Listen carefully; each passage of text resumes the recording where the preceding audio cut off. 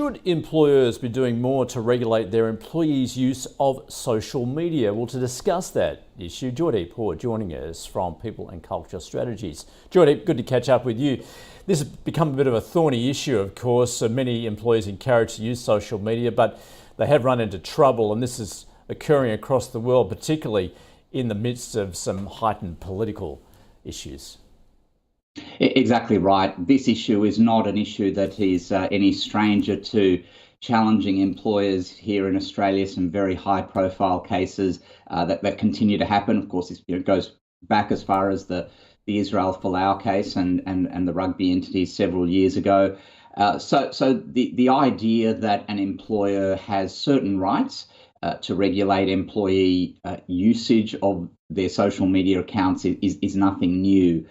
What has shifted quite dramatically in the course of the last 6 to 12 months is that the nature of the concern for a lot of employers has shifted and had to shift as a result of increased views being expressed, emotions being felt about certain things that are going on around the world. I mean, whether it's Black Lives Matter, whether it's Me Too, whether it's the current conflict in the Middle East, things as simple as an employee liking a post, even if they haven't written it themselves, or commenting on it or reposting it, are precisely the kinds of things that employers are getting very anxious about, because naturally their concern is that what if one of their key customers, suppliers, stakeholders, even other members of their organisation as staff or board members have a view that is different to the view that is being,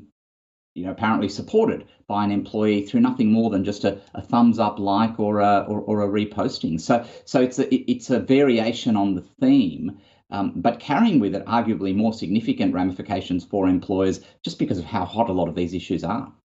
So, Joydeep, have businesses and organisations been slow to actually address this in terms of implementing some structure, some guidelines for the use of social media?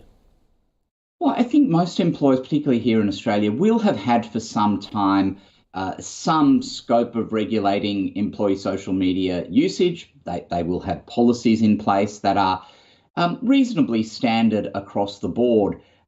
Those policies would be to the effect, broadly speaking, of saying, look, if you're branding yourself as being associated with our business or our organisation, you do need to be careful about what you post and what you say. Where they may fall short of regulating employee conduct is whether it necessarily extends to these more simple actions, such as a liking or a commenting or a reposting. Another interesting variation of the kind of issue. So you've got this category of geopolitical, social issues that are controversial. That's one thing. But often an issue that's causing employers additional grief, alternative grief, if you like, is what happens when a staff member perhaps leaves their organisation, goes to work at another organisation, which may be a competitor, or even if it's not a competitor, and then they have current members of their staff who will post something along the lines of saying, congratulations, we miss you, it was such a great loss for us that you've left. And it may well have been that the employer had been involved in the exiting of that particular employee, or there might have been some circumstances that were unable to be shared with the balance of the workforce. So naturally, those in management might see a post like that and think, look, that's not a good look for us. We're not happy about that.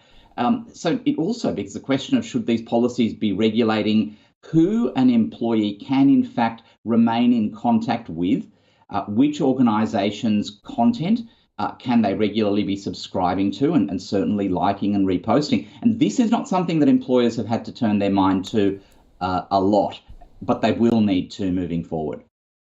Joydeep, are there grounds for dismissal if perhaps an employee breaches an organisation's social media policy? I mean, we've had a couple of high-profile cases, particularly with the public broadcaster, for instance. So has that precedent been set?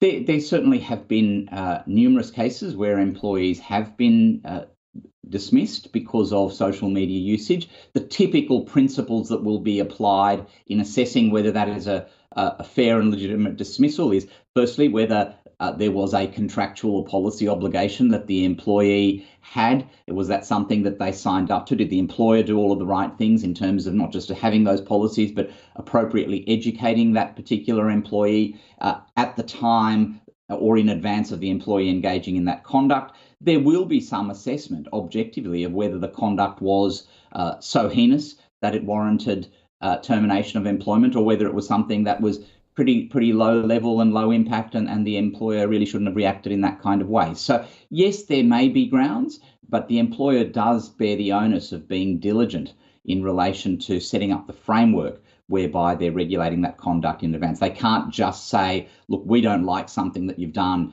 We don't have a policy. We don't have any obligations in your contract, but we're just bringing your employment to an end because of the fact that we don't like something you're doing. So what right does an employee have in terms of expressing their opinion that they might feel strongly about?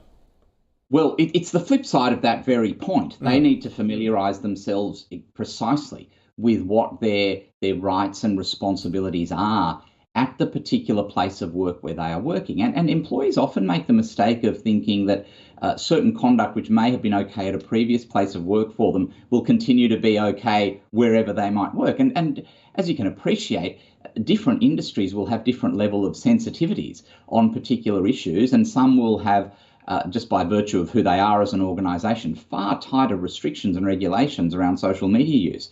So employees really need to be across what they are and aren't allowed to do at any particular place of work. Now, if that particular employee has a strongly held conviction or a particular persuasion that they feel compels them to engage in certain conduct, whether that's in social media or otherwise, then that's something that at the very least they should be bringing to their employer's attention, trying to build a case, if they like, around why that conduct should be allowed to occur, and really just at least engage in a process to see whether their employer is okay with it.